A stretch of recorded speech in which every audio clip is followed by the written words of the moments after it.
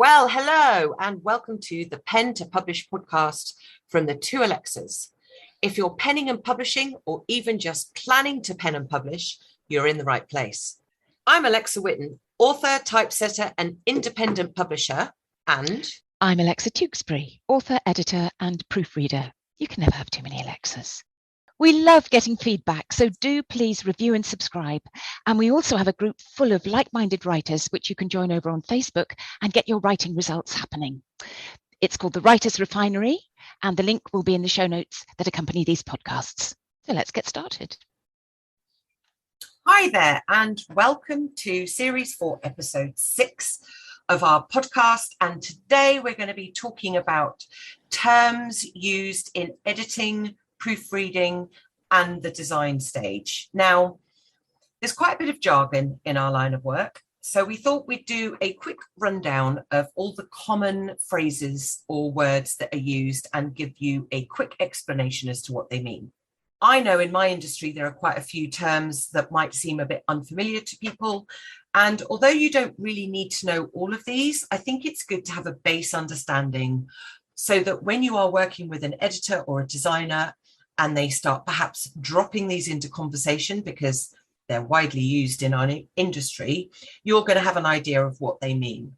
So we're going to do Alexa Tewkesbury's first. She's going to go through all the different phrases and terminology used in the editing and proofreading side of things. And then I'm going to go through and explain some of mine. Hopefully this will be a fairly quick episode. It'll be a bit nerdy, but that's okay. Hopefully you'll learn something new at the end of this, and then you'll have an understanding of what sort of terminology is used in the industry when you come to hire an editor, proofreader, or a designer. So Alexa, over to you. I mean, it's always possible that our listeners already think we're incredibly nerdy, I suppose. So, maybe. As Alexa has just said, it's important for writers to understand what they're being told so that they're not left scratching their heads over an editorial report, or if they're asked to supply something and think, well, I have no idea what you're talking about. Now, I hope I'm not telling you things that you do already know. Some of these are probably obvious and some you've probably heard. But if you're a new writer, it's likely that these may be new terms for you.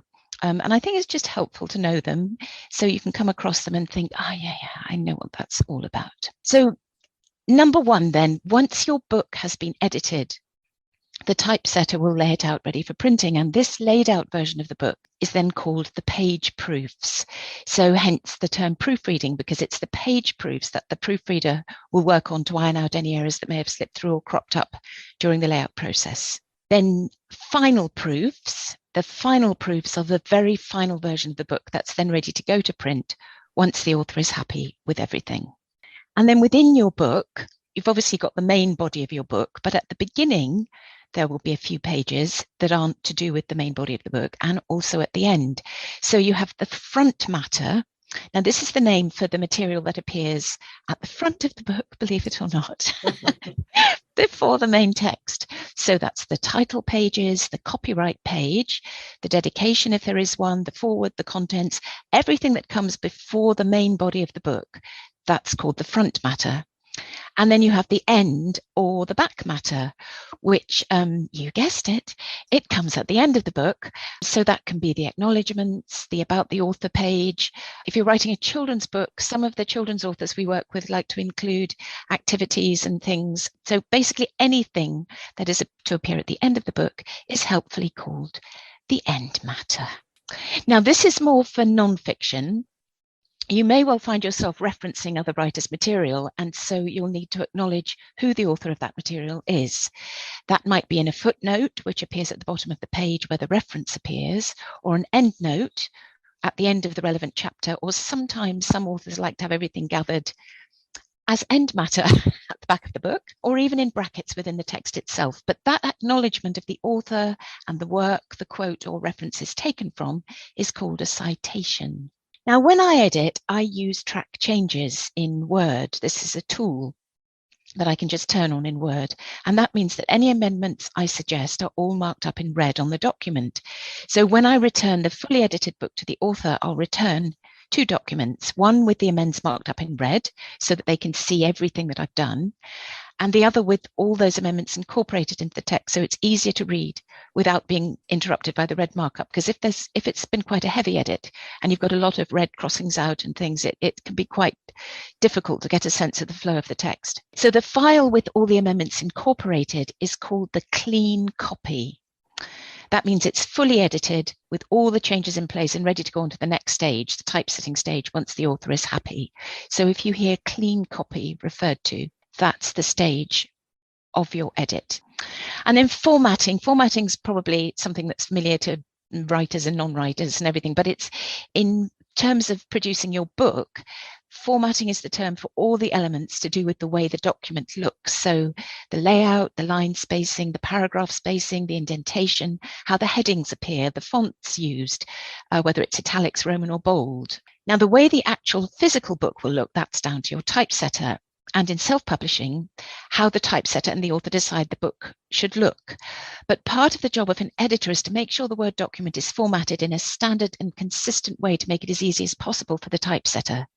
So if you're using, for example, 1.5 line spacing, that needs to be the same throughout. You don't want to suddenly switch to double spacing. So it all has to be checked.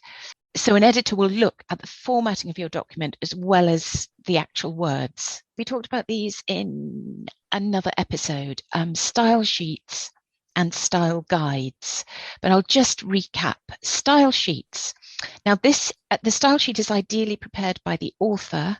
It states their preferences for things like spelling, whether you want to use ISE or IZE spellings, whether you want to use the Oxford comma, that's the comma that comes before the last thing in a list with an and before, whether they want to have initial capital letters on specific words, whether there are unusual spellings, for example, in made up place names. Now, often an editor will add to the style sheet as they're working through, because they might pick up words that they think it would be useful to list on that style sheet as well, or they might be working from scratch if one hasn't been supplied. So when it comes to proofreading stage, the proofreader then has a copy of that style sheet, which gives them a detailed framework for the sort of the mechanics of the book. And they can then make sure that everything within the book corresponds with what's on the style sheet. So it's completely consistent throughout. Now, the style guide, this is slightly different in that it comes from the publisher. So in traditional publishing, an editor or a proofreader will receive a style guide from the publisher, which they have to work with very closely when they're working on the text. Publishers have their own house style, so the specific way they present the text. For example, they might specify double quotation marks rather than single quotation marks. They will also have spelling preferences and rules for how citations, got that one in, rules for how citations are set out, whether numbers appear as figures or words, and quite likely they'll have formatting requirements too. So basically a style guide is a detailed document with all the publisher's rules for presentation, spelling, just everything really. Some publishers I've worked with, their style guides can be pages and pages long, which is actually quite daunting if you're editing for a new publishing house and you have to get to grips with their house style as you're working through a book. Yes, so the style sheet is more for the author. The style guide is the thing that comes through from the publisher to follow their house rules. And sometimes, just to jump in here, I've used style sheets when I'm talking about using the styles that are built into Word. So that might be a little bit confusing. If you're using Microsoft Word to type out your book and it's a business style book, I will often encourage my authors to use the style sheets, as I call them. Actually, they're just styles, which is how Microsoft Word can give your headings a certain hierarchy. And if you use the styles within Microsoft Word, then you're able to move your book around because you're then able to use the review pane. I mean, it's a totally different, separate blog post, really, because how to use styles within Microsoft Word can be a very powerful way of helping you with writing your book. And I've actually written a really good blog post explaining exactly how that happens, which I'll pop in the show notes. But I know I use style sheets interchangeably to mean styles within Microsoft Word, whereas you're saying style sheets are something different. So I might have added a bit of confusion in there. So forgive me. I think it's the publishing industry, isn't it? We seem to find ways to make things more complicated. I've noticed this. Yes. Anyway, there's just a couple more. The folio. If you hear anyone refer to the folio, this is the page number in the typeset printed book.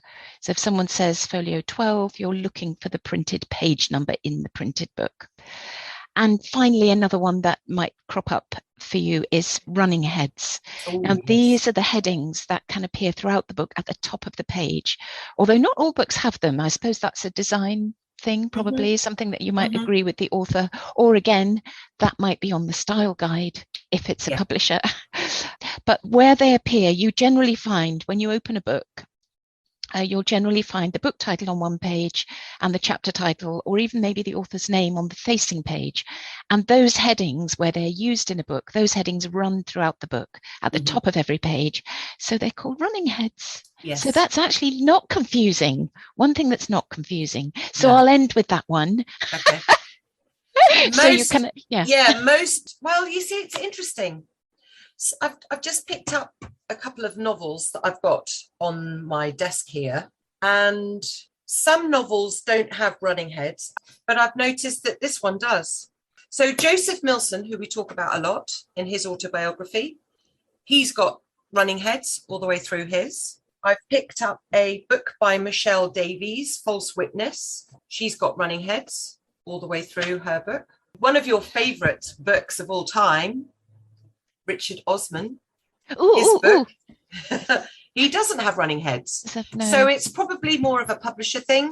I tend to use them in my layout. And I imagine with non-fiction, it's useful as well. Yes. Because within a chapter, you might have different sections, and the sections might be marked out, I suppose, in the running heads. Yes. All business books, I would imagine, have running heads. I can't imagine they wouldn't.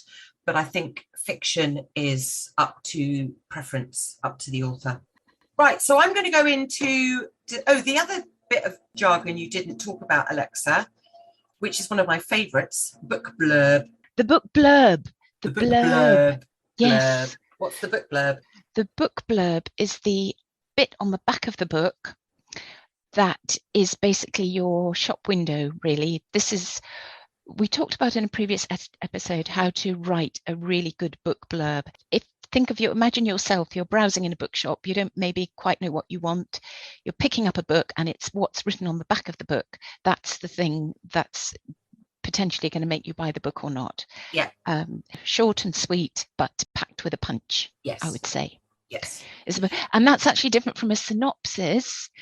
If you're having to write a synopsis for your book to send to a publisher or an agent, the synopsis contains the full story of your book, including the ending. The book blurb, you don't want to give anything away. You just want to entice people. So for designers, there's also quite a bit of jargon, and I'm just going to go through the main ones, because I mean, we could get into the minutiae, but it would be a very long and boring episode. So even more nerdy.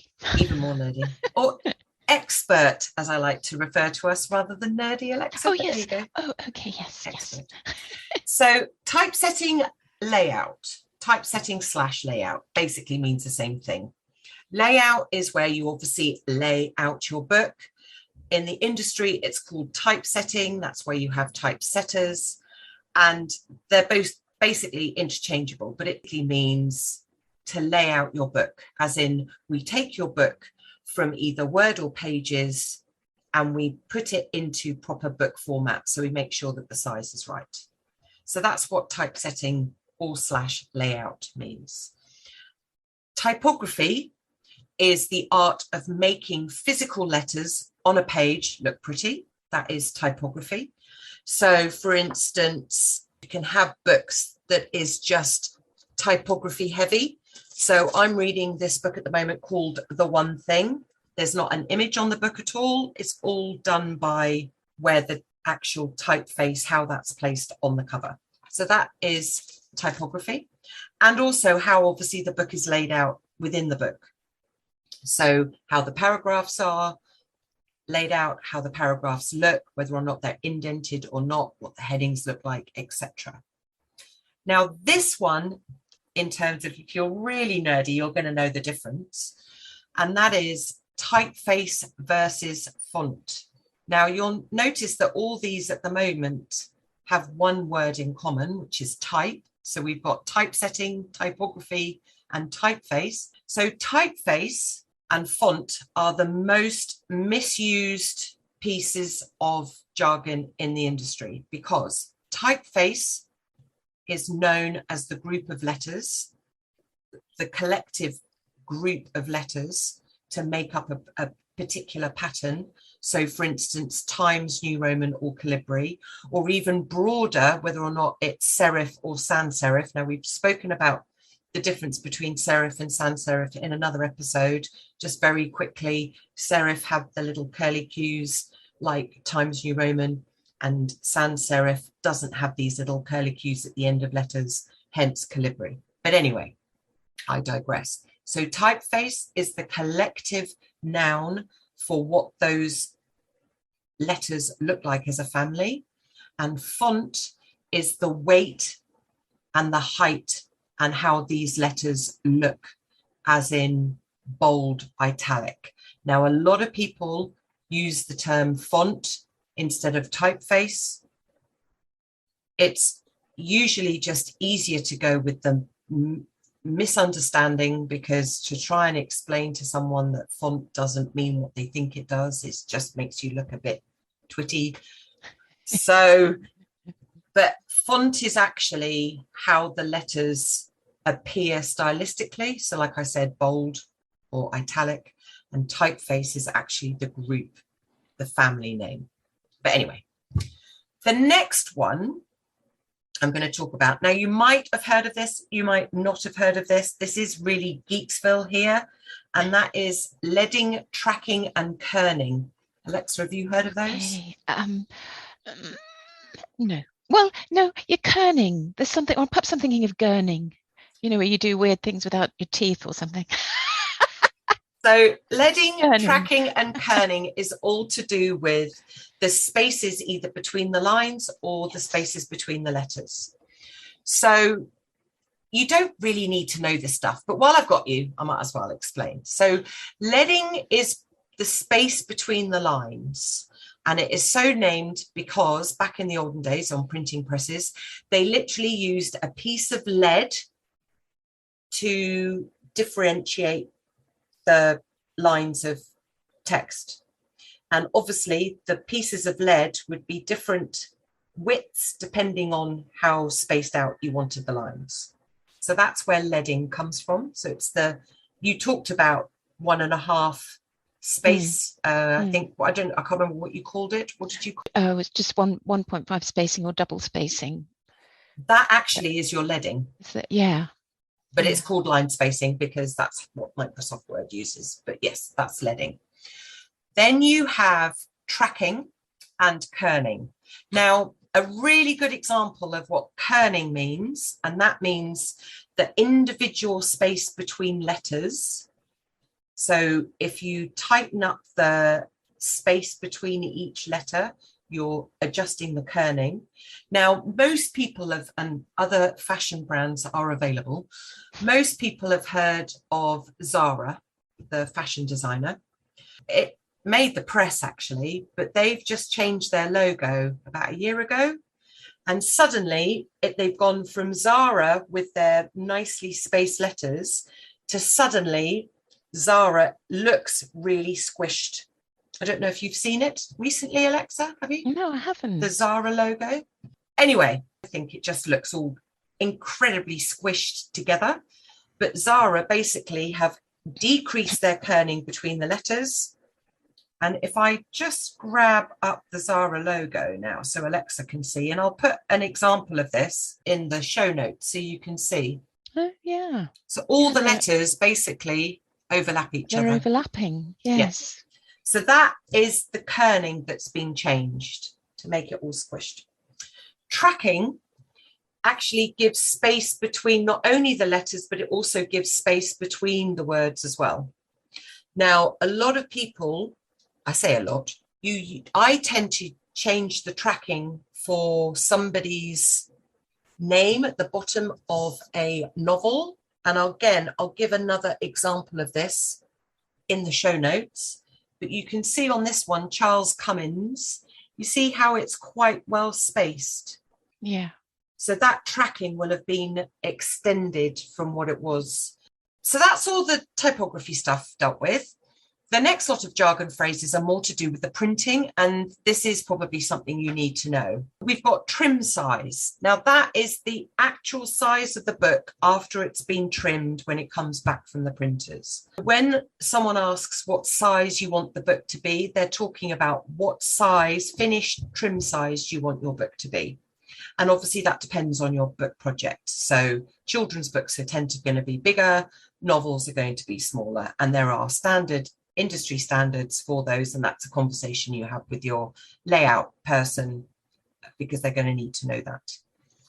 Bleed is what you need to have for your cover. You need to add extra bleed onto the trim size so that when the printer comes to cut the cover, you have an allowance for a little bit of movement within the trimming process. So you need to make sure if there's a picture on the cover, for instance, it has a 3mm bleed all the way outside the edge. And bleed almost kind of refers to printing ink being bled off the side of the page. And that's what bleed means. Now, this is really important if you're doing a children's book, because if you have a double page spread of a picture, you need to make sure that this picture extends the trim size of the book by 3mm all the way around the edge. Now, quite a few people can forget this. And what happens is when an illustrator comes to illustrating a picture, now I'm not talking about seasoned illustrators because they're going to know terms like bleed. I'm talking about perhaps you're illustrating your own book. You won't know necessarily that you need to allow for that extra amount of space. Now, I've seen many, or rather I've requested many times either more sky or more grass because they haven't taken in this account for this extra amount of picture they need to allow for this chopping when it comes to trimming. And what you don't want to do is you don't want to have any detail of a book going right to the edge of the page, because otherwise you'll cut off fingers, toes, tops of heads, because they haven't allowed for this extra bit of bleed. Sounds like my photos. Yes. Always zoom out, right? Yeah. Always zoom out. So I go into quite a bit of detail about these phrases in my book, How to Create a Children's Picture Book, which again, there's a link in the show notes. But it's really important, especially if you're designing a picture book, that you know these terms. Trim size and bleed, that is important. And spine allowance, again, allowing for spine, but I mean, that's fairly self-explanatory. So that's really it. That's all my terms explained. Yeah, and I think I've covered the main ones that you might come across when you're having your book edited. Mm-hmm. Yeah. And obviously, if you're going to be working with professionals, then these guys are going to know all of these terms anyway. If they don't, alarm bells should be ringing. So don't feel you need to know all of these. It's good to have an understanding so that perhaps when you are having a conversation with a editor or for a typesetter, if they drop something in, you might then understand what they're talking about. But of course, always ask, if you're not sure. And if you come across any terms that you don't know of, feel free to contact us and say, definitely. What does this mean? Our contact details are on the show notes. Yeah, no, definitely. Exactly. So that is a whistle-top tour of our common phrases that are used within our industry. Hope you found this useful. Go and enjoy the rest of the day or whatever it is you're doing. Next week, we will be with the lovely Yasmin Yarwood, who is an editor. And she's going to be coming in. We're going to be doing an interview with her just so that we can get another editor's viewpoint on what it's like to be an editor. So hope you found our episode useful, and we will see you next time. Take care. Bye-bye. Bye-bye. Bye-bye.